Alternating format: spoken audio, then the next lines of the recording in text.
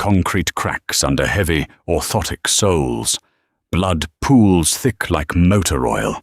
6 guns trained on the city's most dangerous man. He was dead. They all knew it. Then the diner door swung open. Out stepped 300 pounds of tired Waitress, holding a garbage bag and a grudge. The late-night shift at the Chrome Skillet had a specific rhythm. It was the sound of grease popping on a flat-top grill, the low hum of the refrigeration units, and the shuffling drag of Nora's rubber-soled shoes against cracked linoleum. Nora weighed 312 pounds. She knew the exact number because the doctor at the free clinic wrote it on a yellow notepad last Tuesday, while telling her she needed to walk more. Nora had laughed, a harsh, scraping sound.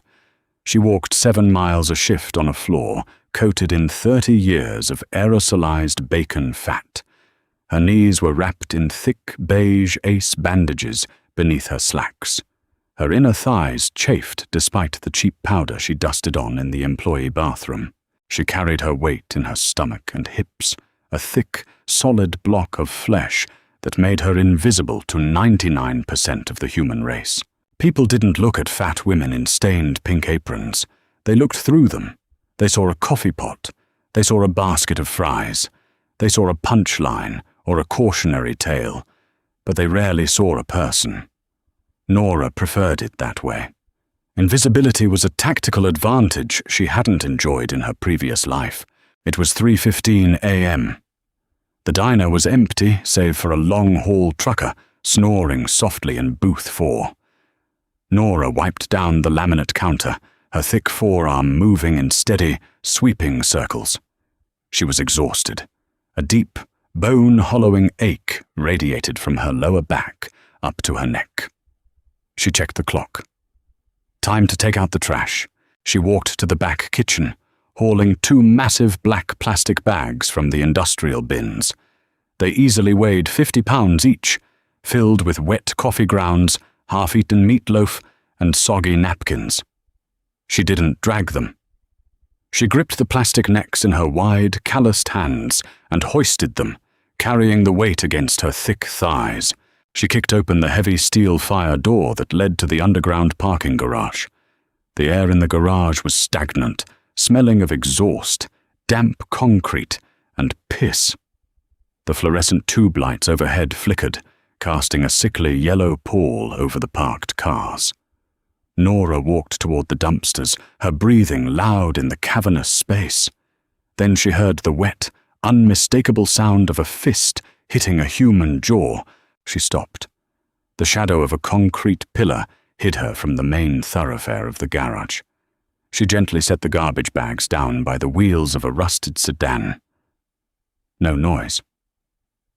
She crept forward, her rubber soles completely silent on the pavement. In the center lane of the parking structure, bathed in the glow of a failing halogen bulb, were 7 men. 6 of them were standing. They wore dark jackets, practical boots, and the kind of quiet, predatory confidence that came from knowing you held all the cards. They carried heavy steel pipes and suppressed handguns. The 7th man was on his knees. Nora recognized him immediately. Leo Gallagher. The local news called him an organized crime kingpin, a ruthless operator who controlled the docks and the import routes on the east side. Nora knew him as the guy who came into the diner every Tuesday and Thursday at 2 a.m. He always sat in booth 6. He always ordered rye toast, dry, and a black coffee. And he never, ever treated her like a piece of furniture. When she poured his coffee, he looked her in the eyes. He said, "Thank you, Nora." He left a $50 bill under his saucer. Right now, Gallagher wasn't looking like a kingpin. His expensive wool overcoat was torn. Blood dripped from a deep laceration above his left eye, running down his sharp jawline and soaking into his white collar. His left arm hung uselessly at his side, the shoulder visibly dislocated or shattered. He was breathing heavy, his chest rising and falling in erratic jerks. "End of the line, Leo," one of the men said. He was tall, thin, with a jagged scar cutting through his left eyebrow. He stepped forward, raising a suppressed pistol, aiming it directly at Gallagher's face. "The boss says hello." Gallagher didn't flinch. He didn't beg. He just spit a glob of blood onto the concrete near the man's boots. "Tell him he's a coward for not doing this himself." The man with the scar smiled. "Doesn't matter. You're just as dead." Nora stood in the shadows. She felt the heavy rhythmic thud of her own heart against her ribs. She was tired. She had $60 in her checking account. Her feet felt like they were packed in ground glass. Walking away was the smart play. Walking away was why she was still alive at 45. She had left her old life behind in a shallow grave outside Detroit a decade ago. She was just a waitress now, just a fat, tired woman who needed a hot shower and a decent mattress. She looked at Gallagher. He was bleeding out, refusing to give them the satisfaction of fear. Then she looked at the heavy, solid iron lug wrench resting on top of a discarded tire near her right foot. It was covered in grease, 2 feet long and heavy as a sledgehammer. Nora let out a slow, silent breath. She felt the familiar, icy calm wash over her brain. It was a physical sensation, a dropping of temperature behind her eyes. The ache in her knees vanished. The exhaustion evaporated, replaced by a crystalline rush of adrenaline. She bent down. Her thick fingers curled around the cold iron of the wrench. It felt familiar. It felt like home. Nora didn't yell. She didn't charge in with a battle cry. She simply stepped out from behind the concrete pillar and walked directly into the pool of yellow light. "Hey," she said. Her voice was flat, carrying perfectly through the damp air of the garage. All 7 men turned. The man with the scar lowered his pistol a fraction of an inch, blinking in confusion. He looked at her stained pink apron, her messy bun, the sheer bulk of her. A momentary look of annoyance crossed his face, followed quickly by cruel amusement. "Get lost, Porky," the scar-faced man said, waving a hand dismissively. "Take your trash and waddle back to the kitchen before we put a hole in you." 2 of the other men chuckled. Gallagher stared at her, his eyes widening. He tried to speak, to tell her to run, but all that came out was a wet cough. Nora didn't stop walking. She closed the distance with a steady, rolling gait. "I said freeze, you fat bitch," the man nearest to her barked, stepping forward and raising his pipe. He never finished the sentence. Nora didn't swing the iron wrench with her arm. She swung it with her core. 300 pounds of mass rotated on a planted foot. The iron bar moved in a brutal, horizontal arc. It caught the man directly in the side of his right knee. The sound was like a thick, dry branch snapping under a boot. The man didn't even scream right away. His leg folded backward at an impossible angle and he collapsed, the shock instantly short-circuiting his brain. Before he hit the ground, Nora was already moving.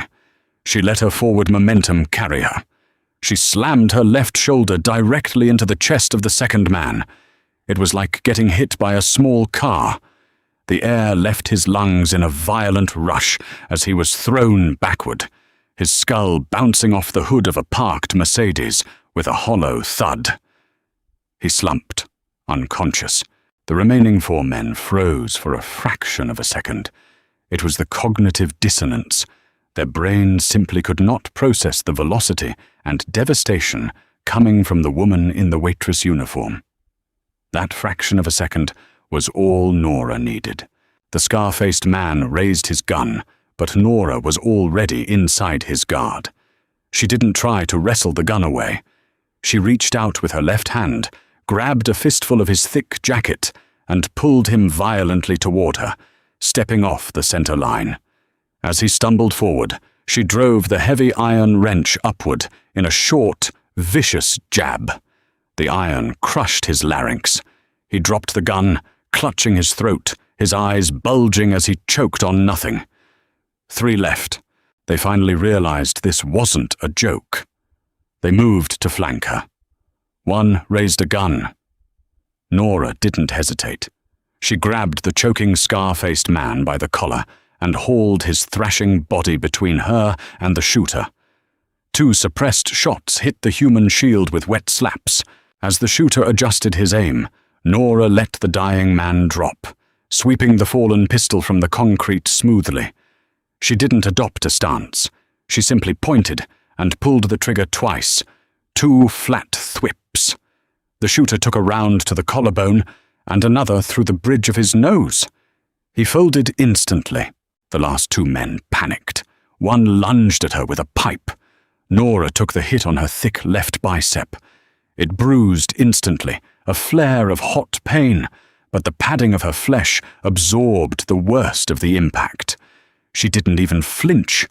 She grabbed the man's wrist, clamped it tight against her chest, and head-butted him. Flesh met bone. The man's nose shattered, spraying crimson across Nora's pink apron. He staggered back, blindingly trying to wipe the blood from his eyes. Nora shot him in the kneecap, then put a round in his chest as he went down. The final man didn't fight. He dropped his weapon, turned, and sprinted toward the garage exit, his boots echoing wildly on the pavement. Nora raised the gun, tracked his spine, and let out a breath. She squeezed the trigger. The man pitched forward, sliding 5 feet across the oily concrete before coming to a dead stop. Then there was silence. The whole exchange had taken less than 15 seconds. Nora stood in the middle of the carnage. Her chest was heaving.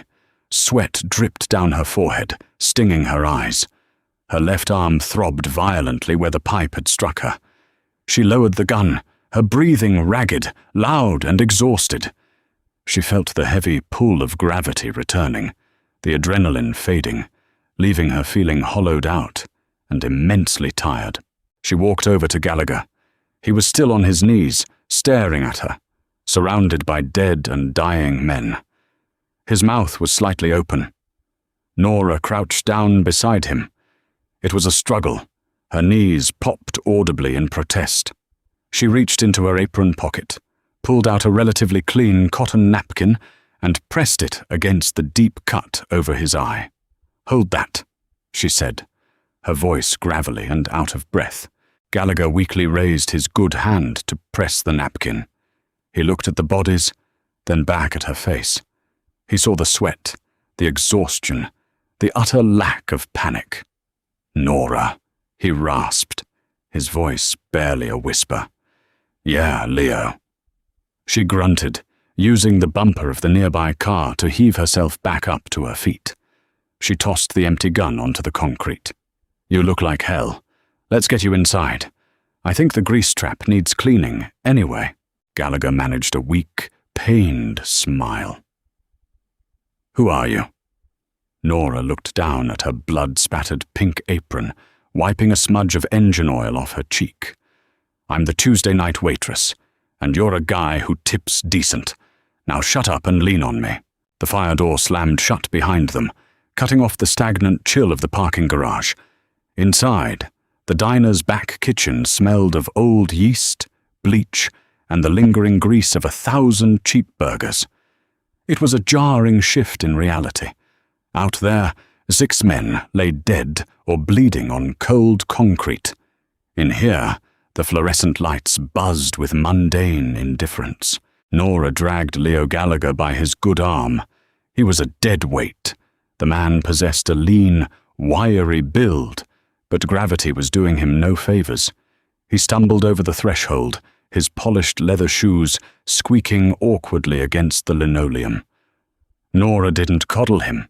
She practically hoisted him over the industrial floor mats, her thick thighs doing the heavy lifting, until she dumped him onto a sturdy wooden crate of russet potatoes in the dry storage room. He groaned, clutching his side, his head slumping back against a metal shelving unit stacked with giant cans of crushed tomatoes. "Breathe," Nora ordered. She didn't wait to see if he listened. She turned away, her heavy work shoes squelching slightly. She was leaving a trail, A mixture of the parking garage oil and the dead men's blood coated the soles of her orthotics. She ignored it. Her left bicep throbbed with a dull, sickening rhythm where the steel pipe had connected. She reached up with her right hand, dug her fingers into the thick flesh of her arm, and squeezed hard. The pain spiked, then plateaued. Nothing broken. The fat had saved the bone. She lumbered over to the manager's tiny office, kicked the flimsy door open, and yanked a rusted metal first aid box off the wall. She grabbed a bottle of cheap well vodka from the under-counter stash the day-shift cook thought he hid well, and grabbed a tube of industrial superglue from the maintenance drawer. When she returned to the storage room, Gallagher was staring at his own ruined hand. His knuckles were split open. His breathing was wet, rattling shallowly in his chest. "You're going into shock," Nora said. Her voice lacked any bedside manner. She uncapped the vodka, took a short, brutal swig that burned down to her stomach, and poured the rest generously over the deep laceration above his eye. Gallagher hissed, his body arching off the potato crate. His legs kicked out, a pure reflex against the burning alcohol. "Hold still," Nora snapped. She didn't offer a hand to comfort him. Instead, she pressed her considerable bulk against his knees, pinning his legs to the crate. She uncapped the superglue, pinched the edges of the jagged cut together with her thick, calloused thumbs, and ran a line of chemical adhesive down the wound. It pinched and burned, releasing a sharp, toxic smell that fought the scent of the bleach. "Who taught you to do that?" Gallagher rasped, his good eye watering. "Poverty," Nora replied flatly. She blew on the glue until it set. She tossed the empty tube onto a sack of flour. "Now the shoulder." Gallagher looked down at his left arm. It hung limply, the joint visibly warped beneath his ruined wool coat. The fabric was soaked through, sticking to his pale skin. He swallowed hard. "You know how to pop it back? I know how leverage works." Nora stepped back. She wiped her blood-stained hands on her pink apron, smearing the crimson into the cheap cotton. "This is going to suck, Leo. I'm not going to lie to you." She moved to his left side. She didn't ask if he was ready. She bent her knees, anchoring her heavy frame, and grabbed his wrist with both hands. She placed her right foot squarely against his ribcage. Wait, Gallagher started. Nora pulled. She threw all 300 pounds of her body weight backward while kicking outward with her heel. The pop was sickeningly loud, echoing off the metal shelves like a gunshot. Gallagher didn't scream. He just let out a hollow, airless gasp and blacked out for 3 solid seconds. When his eyes fluttered open, his head was resting between his knees, and he was taking ragged, desperate pulls of air. The arm was back in its socket. The paralyzing pain had downgraded to a severe, manageable agony. "There," Nora said. She was panting now. The adrenaline from the garage had officially worn off, leaving a toxic sludge of fatigue in her veins. Her knees screamed at her. The ache in her lower back felt like a hot iron rod pressing against her spine. She slumped heavily onto a 50-pound sack of onions opposite him, burying her face in her hands. For a long minute, neither of them spoke. The diner's ice machine cycled on in the hallway, a loud, mechanical clatter. Gallagher lifted his head. He looked at the massive woman sitting across from him. He noted the messy bun, the strands of grey hair plastered to her forehead with sweat, the sheer, immovable solidity of her. "You didn't hesitate out there," Gallagher said. His voice was gaining traction, the colour slowly returning to his face. "You shot those men, Centre Mass. Double taps. You moved like you've spent your whole life in close-quarters combat. You're not a waitress." "I am a waitress," Nora said, not looking up. "I poured your coffee 20 minutes ago. Before that, I was dead." She finally looked at him. Her eyes were dark, flat, and completely devoid of sentimentality. My name was different. My zip code was different. My weight was different. I worked for men like the ones who just tried to put you in the ground. When they had a mess, they called me. When they had a debt that needed collecting, they called me. Then I got old. I got slow. I realized loyalty is a joke men tell you right before they put a bullet in the back of your head. Gallagher listened. He was a man who traded in secrets. He recognized the absolute, unvarnished truth when he heard it. "So you ate," he said quietly. "I ate," Nora agreed. "I put on 150 pounds. I threw away my tailored suits and bought slacks from a discount bin. I became a fat, invisible woman flipping pancakes on the graveyard shift. And it worked. For 10 years, I haven't existed." She looked down at the blood on her orthotic shoes. A heavy sigh rattled her chest. "Until tonight." The silence in the dry storage room was broken by the sharp, electronic chime of the diner's front doorbell. Nora's head snapped up. Gallagher tensed, instinctively reaching for a gun he no longer had. "The trucker," Gallagher whispered. Nora shook her head slowly. She braced her hands on her knees and pushed herself up from the sack of onions with a pained grunt. "Trucker left 5 minutes ago. I heard his rig pull out while I was gluing your face shut." She moved toward the kitchen door, her steps instantly silent again. She cracked the door just a fraction of an inch, peering through the gap toward the front counter. Through the pass-through window, she could see the diner entrance. A black Lincoln Navigator was idling at the curb, its headlights cutting through the pre-dawn fog. 3 men stood in the entryway. They weren't wearing the tactical gear of the garage crew. These were suits, expensive tailored wool, cleaners, the men Moretti sent when the first crew stopped answering their burner phones. One of them held a sawed-off pump shotgun down by his leg. The other 2 had their hands resting inside their suit jackets. They were looking at the smears of blood on the linoleum that led directly behind the counter and into the kitchen. 3 of them, Nora whispered back to Gallagher. "Heavy hitters." They followed the blood. "Leave me," Gallagher said, his voice hard. "You saved my life once. You don't owe me a second round. Go out the loading dock. I'll buy you time." Nora looked back at him. She looked at his ruined arm, his glued forehead, his pale, sweating face. She felt an overwhelming surge of exhaustion. She just wanted to go home. She wanted to take a hot shower, take 3 ibuprofen, and sleep for 2 days. She hated these men. She hated their suits, their guns, and their arrogance. They had walked into her diner and tracked mud and blood all over the floor she had just mopped. "Shut up, Leo," she muttered. Nora didn't reach for a gun. She had left the empty pistol in the garage. Instead, she walked over to the flat-top grill. It was still on, radiating a blistering heat. Sitting next to it was a massive, commercial-grade cast-iron skillet, heavy black metal caked with years of seasoned grease. She wrapped her thick fingers around the handle. In her other hand, she grabbed a steel pitcher of scalding hot water from the coffee station. She walked to the swinging kitchen doors. "Hey!" one of the suits yelled from the front. "We know you're back there, Leo. Come out, or we start shooting through the walls." Nora kicked the door open.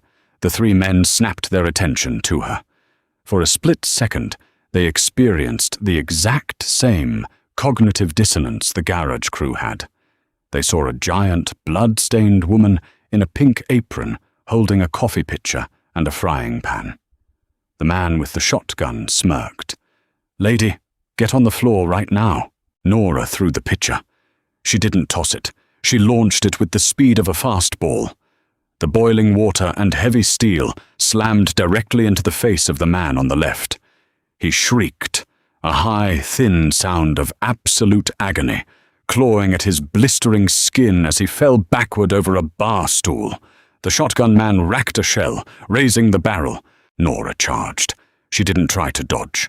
She lowered her head and used her massive frame as a battering ram, launching herself over the low counter. She crashed into the man before he could level the barrel. The sheer momentum of 300 pounds in motion took him off his feet.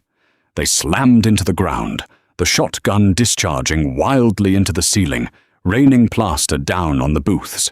Nora didn't give him a chance to recover. She brought the cast-iron skillet down directly onto his face. The sound was a dull, wet crunch. The man went entirely limp. The third man had his gun out. He aimed at Nora's broad back as she straddled his partner. A sharp crack echoed through the diner. The third man stiffened, a neat hole appearing in the center of his expensive tie.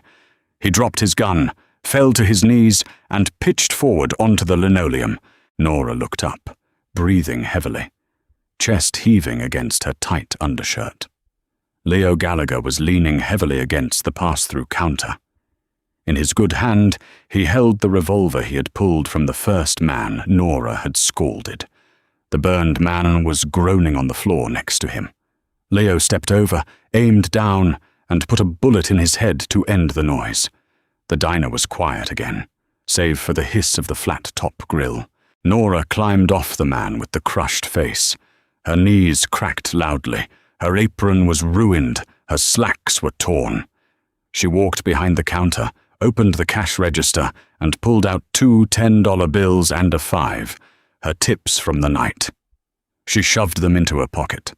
She reached up and untied the pink apron, letting it drop to the floor, covering a pool of blood.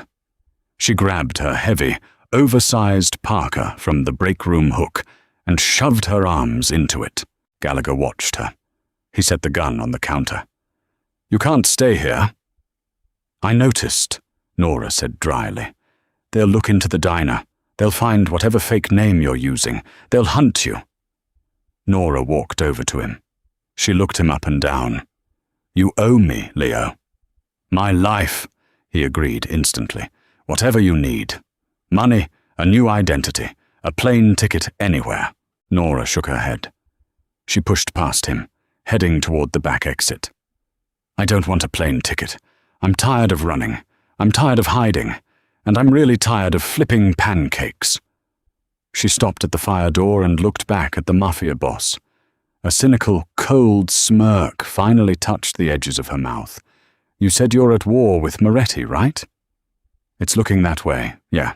"Good," Nora said, kicking the door open to the cold morning air. "Let's go kill him. But first we're going through a drive-through. I'm starving." That concludes the brutal, gravity-heavy story of Nora, the waitress who traded a spatula for a cast-iron skillet to save a kingpin. If you loved seeing this grounded, gritty takedown of the criminal underworld, smash that like button and share the video with your friends. Want to see Nora and Leo take the fight directly to the Moretti family? Drop a comment below saying, Part 5. Subscribe and turn on notifications so you never miss the next bloody chapter of the Chrome Skillet's deadliest employee.